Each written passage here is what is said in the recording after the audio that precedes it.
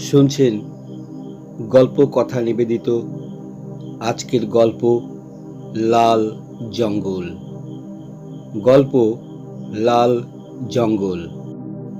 গল্প রচনায় সুনীল গঙ্গোপাধ্যায় এবং গল্প পাঠে আমি পার্থপাল চৌধুরী। চান করবার জন্যে বাথরুমে ঢুকলেই দীপুর প্রায় 1 ঘন্টা লেগে যায়। মা বাবা দিদি সবাই ব্যস্ত হয়ে ওঠে। এই সময় সকলেরই স্কুল কলেজ অফিস যাওয়ার তাড়া। এখন কি বেশিক্ষণ বাথরুম আটকে রাখলে চলে? দিদি আর মা ঘুরে ফিরে বাথরুমের দরজায় ধাক্কা দিয়ে বলেন, এই দীপু, তোর হলো? এতক্ষণ কি করছিস? এইবার বেরো। দীপু কোনো উত্তর দেয় না। বাথরুমে ঢুকলেই দীপু নানা রকম স্বপ্ন দেখতে শুরু করে দেয়। স্বপ্ন তো যে কোনো জায়গাতেই দেখা যায়, তবু বাথরুমের ছোট্ট ঘরটায় দরজা জানলা বন্ধ করে জেগে জেগে স্বপ্ন দেখার যেন বেশি সুবিধে হয়। মাথার উপরের শাওয়ারটা খুলে দিয়ে সে সামনের সাদা দেওয়ালের দিকে এক দৃষ্টিতে চেয়ে থাকে। তখন দেওয়ালটা হয়ে যায় ছায়াছবির পর্দা। দীপু তার উপরে মনে মনে সিনেমা বানায়। কল্পনায় দীপু সবচেয়ে বেশি ভালোবাসে আকাশে উড়ে বেড়াতে, প্লেনে, হেলিকপ্টারে বা প্যারাশুটে নয়, এমনকি পক্ষীরাজ ঘোড়ায় চেপেও নয়। দীপু নিজেই একটা উড়ন্ত যান তৈরি করে ফেলেছে মনে মনে। কাগজে সেই উড়ন্ত যানটার ছবিও সে এঁকেছে অনেকবার। বড় মামাদের বাড়িতে দীপু একটা পোর্সিলিনের বাথটাব দেখেছিল, পুরনো আমলের জিনিস। বাইরেটা বেশ কারুকার্য করা। দীপুর উড়ন্ত যানের তলাটা ঠিক ওই বাথটাবের মতন, আর ওপরটা কাঁচ দিয়ে ঢাকা। সেই কাচের দেওয়াল প্রায় 2 মানুষ লম্বা। ভেতরে সিঁড়ি আর 2টি জানলা আছে। দীপু যখনই ইচ্ছে করে তখনই এই উড়ন্ত যানটা তার কাছে এসে উপস্থিত হয়। তারপর সে ঘুরতে বেরোয়। কোনোদিন এভারেস্টের চূড়োয়, কোনোদিন সমুদ্রের বুকে, কোনো এক দ্বীপে। মনে মনে উড়ে বেড়াতে বেড়াতে দীপু বুঝতে পারে যে ভূগোল বইতে বা ম্যাপে কোনো উল্লেখ নেই এমন অনেক জায়গায় এখনো পৃথিবীতে আছে। যেমন এই তো গতকালই দীপু নেপালের উপর দিয়ে উঠতে উঠতে ধওলাগিরির শৃঙ্গ পেরিয়ে একটা উপত্যকা দেখতে পেল, যেখানে সব কটা গাছের রং লাল। এর আগে কেউ তো পুরোপুরি লাল রঙের একটা জঙ্গলের কথা বলেনি। অপু অনেকক্ষণ ছিল সেই উপত্যকায়। সেই জঙ্গলে দীপু অতিকায় পাখির মতন এক ধরনের রহস্যময় প্রাণীও দেখতে পাচ্ছিল, কিন্তু বেশিক্ষণ দেখা হলো না। তার আগেই দিদি ধাক্কা মেরে দিল বাথরুমের দরজায়। কল্পনার জগতে যে কোনো ম্যাপ থাকে না, সেইটাই যা মুশকিল। তার পরের দিন দীপু আর সেই লাল জঙ্গলটা খুঁজে পায় না। তার রকেট চালিয়ে সে নেপালের পাহাড়ি উপত্যকায় অনেক ঘোরাঘুরি করল, কিন্তু সেই লাল জঙ্গলের কোনো চিহ্ন নেই। সেটা কোথায় হারিয়ে গেছে? শুধু বাথরুমে কেন, স্কুলের ক্লাসে বসে কিংবা ঘুড়ি ওড়াবার জন্য ছাদে গিয়েও দীপু এমন অনেক কিছু দেখতে পায় যা অন্য কেউ দেখতে পায় না। যেমন সে একদিন দেখেছিল তাদের ভূগোলের টিচারের 2টি ডানা আছে। ভূগোলের টিচার জ্যোতিপ্রকাশ বাবু বেশ ভালো লোক, কিন্তু মানুষটি কেমন যেন অদ্ভুত। তিনি ক্লাসে পড়ানো ছাড়া আর অন্য কোনো কথা বলেন না, কখনো হাসেন না, প্রায় জানলা দিয়ে তাকিয়ে থাকেন বাইরের দিকে, যেন তার মন পড়ে আছে অন্য কোথাও। দীপু একদিন দেখল ছুটির পর জ্যোতিপ্রকাশ বাবু স্কুলের পেছনের দিকে দোতলার বারান্দায় গিয়ে দাঁড়ালেন। আস্তে আস্তে তার 2 হাতের পাশ দিয়ে 2টো ডানা ফুটে বেরোলো, বেশ বড় ডানা। বিষ্ণুর বাহন সেই গরুরের মতন। গরুরের যেমন ডানা আছে, হাতও আছে সেই রকম। ভূগোলের টিচারের সেরকম ডানা দেখে সে আশ্চর্য হয়নি। এরকম তো হতেই পারে, কিন্তু জ্যোতিপ্রকাশবাবু সেই ডানা মেলে উড়বার উদ্যোগ করে একবার পেছন ফিরে তাকালেন। অমনি দীপুর সঙ্গে তার চোখাচোখি হয়ে গেল। তিনি সঙ্গে সঙ্গে গলা খাকারি দিয়ে ডানা গুটিয়ে ফেললেন। তারপর সিঁড়ি দিয়ে নেমে গেলেন নিচে। দীপু ঠিক করেছিল ভূগোলের স্যারের সঙ্গে এই ডানার বিষয়ে একদিন আলোচনা করবে। তিনি যদি শিখিয়ে দেন যে কি করে ডানা গজাতে হয় তাহলে বেশ হয়। কিন্তু দীপু সে সুযোগ আর পেল না। কয়েকদিন পর থেকেই জ্যোতিপ্রকাশবাবু স্কুলে আসা একেবারেই বন্ধ করে দিলেন। তারপর জানা গেল তিনি নিরুদ্দেশ হয়ে গেছেন। তার বাড়ির লোকও কেউ বলতে পারেন না যে তিনি কোথায় চলে গিয়েছেন বা কোথায় যেতে পারেন। পুলিশে খবর দিয়েও কোনো লাভ হলো না। একমাত্র দীপু জানে ভূগোলের টিচারের কি হয়েছে। জ্যোতিপ্রকাশবাবু মাঝে মাঝেই গোপনে ডানা মেলে অনেক দূরে দূরে বেড়াতে যেতেন। একদিন ওই রকম কোথাও গিয়ে ফেরার রাস্তা হয়তো হারিয়ে ফেলেছেন, কিংবা এবারে যেখানে গেছেন সেই জায়গাটা তার এত পছন্দ হয়ে গেছে যে সে আর ফিরে আসতে মন করছে না। এই কথা বললে অবশ্য কেউ বিশ্বাস করবে না। দীপুকে ভাববে পাগল কিংবা গুলবাজ। কিন্তু দীপু যে একদিন নিজের চোখে ভূগোলের টিচারের ডানা বেরোতে দেখেছে। আর একদিন দীপু ছাদে বসে আছে একা, গুড়ি গুড়ি বৃষ্টি পড়ছে। দুটো শালিক কার্নিশে বসে কিচিরমিচির করছে। বিকেল হয়ে আসছে, আকাশের মেঘ রং বদলাচ্ছে। দীপু প্রায় এই সময়টায় আকাশের দিকে চেয়ে থাকে। তার ধারণা হঠাৎ মেঘের আড়ালে কোনো একদিন কিছু একটা দেখা যাবে। সেরকম কিছু দেখতে পেল না অবশ্য, কিন্তু একসময় সে শুনতে পেল একটা শালিক আর একটা শালিককে বলছে, আর বলিস না, আর বলিস না, ওই ছেলেটা সব শুনতে পেয়ে যাবে। দীপু চমকে তাকালো। শালিকরা ওই কথা বলছে কেন? সে কি বুঝতে পারবে? কি বুঝতে পারবে? শালিকদের বুঝি গোপন কথা থাকে? তারপর সে আরো চমকে গেল এই জন্য যে শালিকটা মানুষের ভাষায় কথা বলে উঠল কি করে। সে উঠে দাঁড়াতেই শালিক দুটি তার দিকে তাকিয়ে ঠিক যেন মুচকি হেসে পিড়িং করে উড়ে গেল। দীপু খানিকক্ষণ হাঁ করে চেয়ে রইল। শালিকরা মানুষের ভাষা শিখে নিতে পারে? মানুষের কাছাকাছি তো ওরা থাকে, রোজ মানুষের কথা শোনে, কিন্তু কোন জিনিসটা ওরা দীপুর কাছ থেকে গোপন করতে চাইছিল? এই ঘটনাটাও দীপু কাউকে জানাতে পারেনি। যে কেউ শুনলে বলবে দীপু ভুল শুনেছে। এইসব রহস্যময় ব্যাপারের চেয়েও বাথরুমের দেওয়ালটাকে সিনেমার পর্দার মতন করে নিয়ে দীপু যখন কল্পনার জগতে উড়ে যায় তখন সে অনেক বেশি আনন্দ পায়। তার বাথটবের মতন আকাশ যানটিকে সে একদিন নতুনভাবে সাজায়। কাঁচের গোল ঘরটাতে আগে সিঁড়ি ছাড়া আর কিছু ছিল না। একদিন সে সিঁড়িটার গায়ে লতানে গাছ জড়িয়ে দিল। লাল গাছ নয় অবশ্য, সবুজ। চার্লি চ্যাপলিনের একটা পোস্টার ছবি দীপুর খুব প্রিয়। একদিন সেই ছবিটাকে ও রকেটে নিয়ে নিল। দীপুর একটা মুশকিল হয়ে গেল পুজোর ছুটিতে। বাবা সবাইকে নিয়ে বেড়াতে গেলেন মধ্যপ্রদেশে। মা, বাবা, দিদি আর সে। ছোট মামা দণ্ডকারণ্যে চাকরি নিয়েছেন, তিনিই নেমন্তন্ন করেছেন। দীপুর অবশ্য ট্রেনে বেড়াতেও খুব ভালো লাগে। সবচেয়ে ভালো লাগে রাত্রির বেলা। অন্ধকারের মধ্যে দিয়ে যখন ট্রেন ছুটে যায়, সামনে কি আছে কেউ জানে না। রাত্রির বেলা চলন্ত ট্রেনে ঘুম আসে না। দীপু জানলা দিয়ে তাকিয়ে থাকে বাইরে।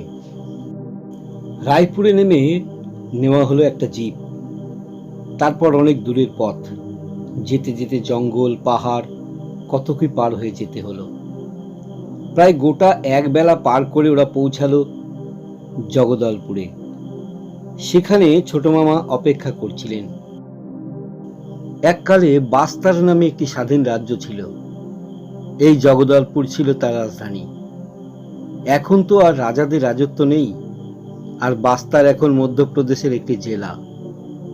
জগদলপুরকে দেখেও আগেকার রাজধানীর কিছুই চেনা যায় না, শুধু পুরনো দুই একটা বাড়ি চোখে পড়ে।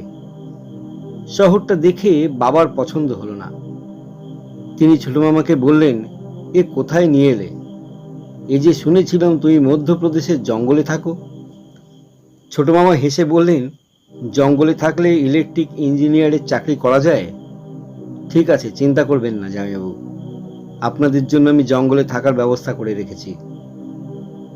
জগদলপুর দুদিন থেকে ওরা চলে এলো সেখান থেকে 22 মাইল দূরে গভীর জঙ্গলের মধ্যে এক বাংলোতে। বাংলোটি বেশ সুন্দর, সামনে বাগান, পেছন দিকে পাহাড়। জায়গাটা সকলেরই বেশ পছন্দ হলো। অসুবিধা হলো শুধু দীপুর। এই বাংলোর সব ভালো, শুধু বাথরুমটা অন্ধকার। আগেকার দিনের তৈরি বাড়ি, বাথরুমটাও শোয়ার ঘরের মতন বড়, কিন্তু তাতে জানলা নেই। ওপর দিকে আছে স্কাইলাইটের কাজ, কিন্তু কদিন ধরেই আকাশ মেঘলা বলে আলো আসে না। এ বাংলোতে ইলেকট্রিসিটিও নেই যে লাইটটা জ্বালা যাবে। স্নান করতে গিয়ে দীপু বাথরুমের দেওয়ালের দিকে চেয়ে দাঁড়িয়ে থাকে, কিন্তু দেওয়ালটা ভালো দেখা যায় না বলে সেটা সিনেমার পর্দা হয়ে ওঠে না। স্নানের আগে কিছুক্ষণ বাথটবের মতন আকাশ যানে চড়ে শূন্যে উড়ে আসা দীপুর অভ্যাস। এখন আর সেটা হচ্ছে না। দীপু কিছুতেই তার আকাশযানকে দেখতে পাচ্ছে না, এমনকি চোখ বুঝলেও সে দেখতে পায় না। এর জন্য দীপুর যে কি কষ্ট তা তো অন্য কেউ বুঝবে না। একদিন গেল, দুদিন গেল, তৃতীয় দিন তো সারাদিনই ঢিপির ঢিপির বৃষ্টি। দীপুর মেজাজ খুব খারাপ হয়ে গেছে। অন্য কারোর সঙ্গে তার কথা বলতেই ইচ্ছা করছে না। বৃষ্টির দিনে দিদি স্নান করে না, বাবাও বাদ দিয়ে দেন। সুতরাং বাথরুম বেশিক্ষণ আটকে রাখলে কোনো অসুবিধা নেই। কিন্তু স্নান করতে এসে দীপুর কান্না পেয়ে গেল। বাথরুমের দরজাটা বন্ধ করলে এমন অন্ধকার হয়ে গেল যে দীপু প্রায় নিজেকেই দেখতে পায় না, দেওয়াল দেখবে কি? আজও সে উঠতে পারবে না। আকাশযানটা কি কলকাতা ছেড়ে বাইরে এসে আর দীপুর দেয়াল দখল করবে না? দীপুর দখলে থাকবে না? দীপু সেই অন্ধকারের আবছা দেওয়ালের সামনেই দাঁড়িয়ে রইল। তারপর খুব মন দিয়ে আকাশযানটার কথা ধ্যান করতে লাগলো। ওকে আসতেই হবে এখানে। কিন্তু কিছুতেই আসছে না। দীপু দেওয়ালে কোনো ছবি দেখতে পাচ্ছে না। বাথরুমের দরজাটা খুলে দিল, তাতে একটু আলো হলো। দীপু আবার তীব্র মনোযোগ দিয়ে তার বাথটাব আকাশযানটার কথা চিন্তা করতে লাগলো। বেশ খানিকক্ষণ ধরে, তাতেও যে ব্যর্থ হলো। নোনাধারা দেওয়ালটাতে শুধু ফাটা ফাটা দাগ, তাতে কোনো কিছু ছবিই ফোটে না। সেদিন দুপুর 3টের সময় খেয়ে দিয়ে সবাই যখন একটু শুয়েছে, দীপু একা বেরিয়ে পড়ল বাংলো থেকে। বৃষ্টি এখনো পড়ছে, তবু দীপুর ভ্রুক্ষেপ নেই। কেউ যেন তাকে ডাকছে, যেতেই হবে। বাংলোটার সামনের রাস্তা পেরোলেই জঙ্গল, প্রথমে পাতলা পাতলা, তারপর গভীর। দীপু ঢুকে পড়ল সেই জঙ্গলের মধ্যে। দূরে দর দর করে জলের শব্দ হচ্ছে। ওখানে একটা ছোট্ট ঝর্ণা আছে, সেখানেই যেন যেতে হবে দীপুকে। ঝর্ণার কাছে জঙ্গলটা একটু ফাঁকা। দীপু দূর থেকে দেখলো ঝর্ণার পাশে তার বয়সী একটা ছেলে দাঁড়িয়ে আছে। দীপুর সঙ্গে চোখাচোখি হতেই ছেলেটি হাতছানি দিয়ে তাকে ডাকলো। আরো কাছে গিয়ে দীপু দারুণ অবাক হয়ে বলে উঠল, এ কি? ছেলেটি শুধু যে দীপুর সমবয়সী তাই নয়, তাকে অবিকল দীপুর মতোই দেখতে। মাথার চুল থেকে পায়ের আঙুল পর্যন্ত পুরোপুরি মিল আছে। ছেলেটি একটু হেসে বলল, কেমন আছো দীপু? দীপু বলল, তুমি তুমি কি? আমি কি স্বপ্ন দেখছি? ছেলেটি বলল, মোটেও স্বপ্ন দেখছো না, গায়ে চিমটি কেটে দেখো, আমি তোমার প্রতিভাস। দীপু বলল, তার মানে? ছেলেটি বলল, তুমি প্রতিভাস গ্রহের নাম শোনোনি? তোমরা পৃথিবীর মানুষরা বড্ড পিছিয়ে আছো। দীপু তবু কিছু বুঝতে পারছে না। সে অনেক অদ্ভুত অলৌকিক দৃশ্য দেখে, কিন্তু এটা সে মেনে নিতে পারছে না কিছুতেই। ছেলেটি কি অন্য গ্রহ থেকে এসেছে? তা আসতে পারে, তাতে এত আশ্চর্য হবার কিছু নেই। মানুষ চাঁদে পৌঁছে গেছে, কিছুদিন পরে অন্য গ্রহতেও যাবে। অন্যান্য গ্রহের মানুষ বা অন্য কোনো প্রাণী থাকলে তারাও পৃথিবীতে আসতে পারে, কিন্তু এর চেহারা দীপুর মতন হবে কি করে? এমনকি পোশাক পর্যন্ত একই রকম। ছেলেটি যেন দীপুর মনের কথা বুঝতে পারল। সে হেসে বলল, শুধু চেহারা আর পোশাকই এক নয়, আমার নামও দীপু। দীপু বলল, তাহলে একটা নির্ঘাত স্বপ্ন।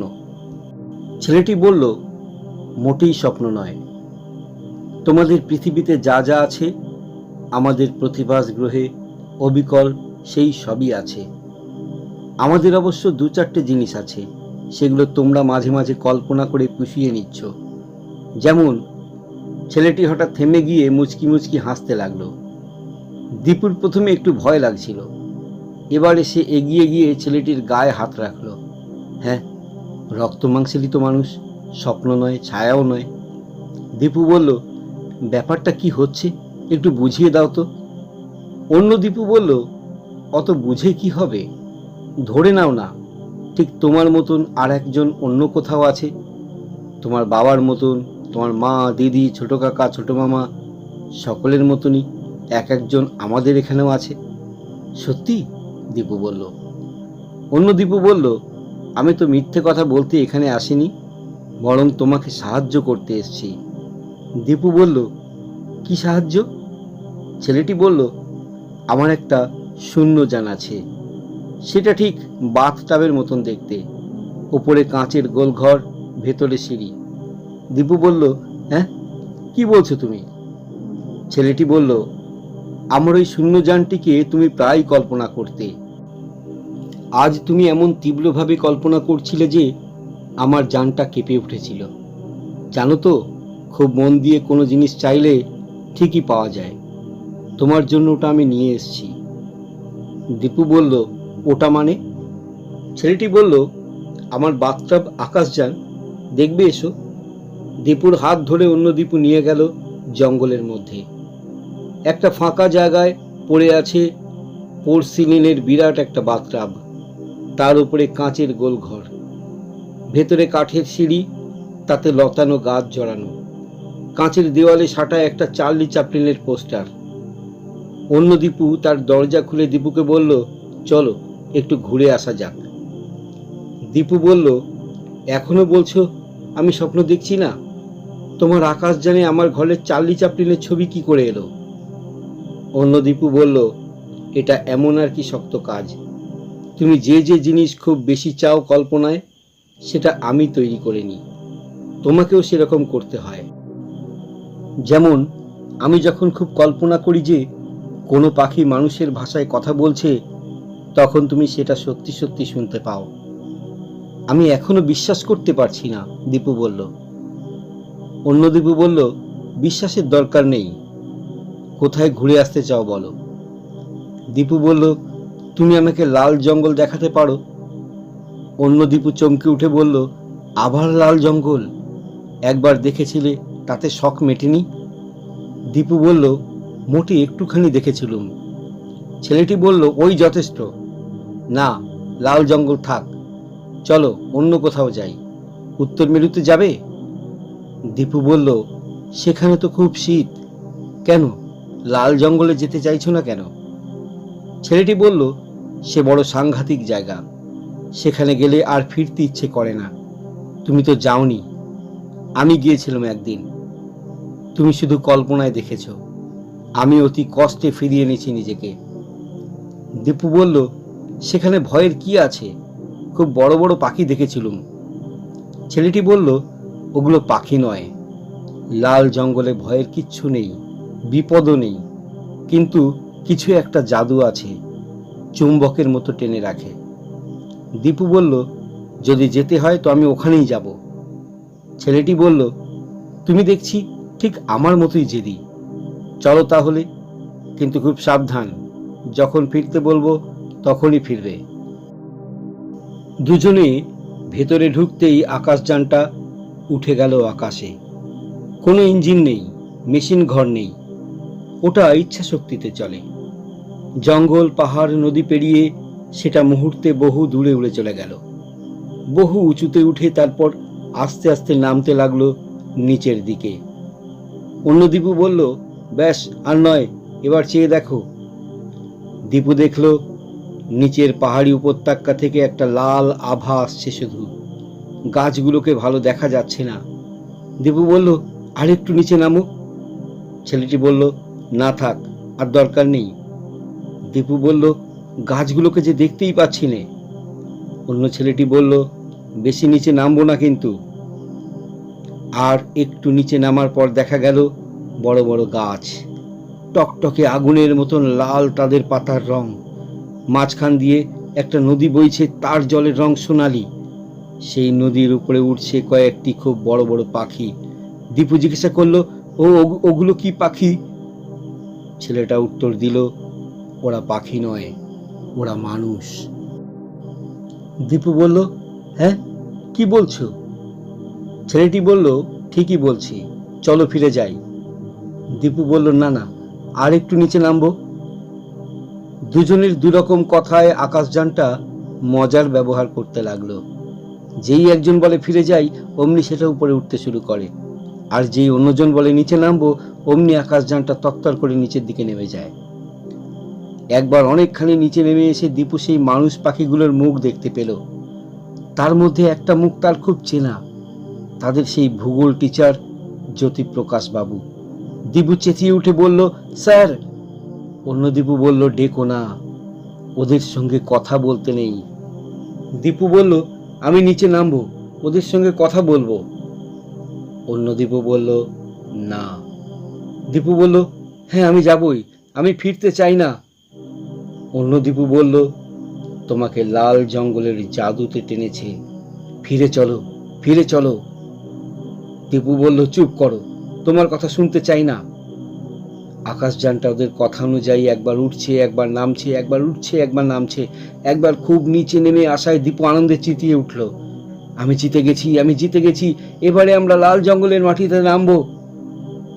অন্য দীপু বলল, তাহলে তোমার কল্পনা শক্তি নষ্ট হয়ে যাবে, তাই চাও তুমি? দীপু বলল, হ্যাঁ, কি বললে? ছেলেটি বলল, এখানে কারোর স্মৃতি থাকে না, ওই পাখি মানুষগুলো ফেরার রাস্তা ভুলে গেছে, সেই জন্যই।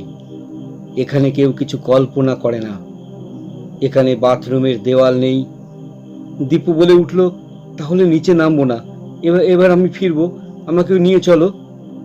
অন্য দীপুও চেঁচিয়ে উঠে বলল, ফিরবো, ফিরবো, আমরা ফিরবো, আমরা ফিরবো। আকাশযানটা আবার সরু সরু করে উপরে উঠতে লাগলো। উপরে উপরে উঠতে উঠতে একসময় অনেক উপরে চলে গেল। শুনলেন সুনীল গঙ্গোপাধ্যায় রচিত আজকের গল্প লাল জঙ্গল।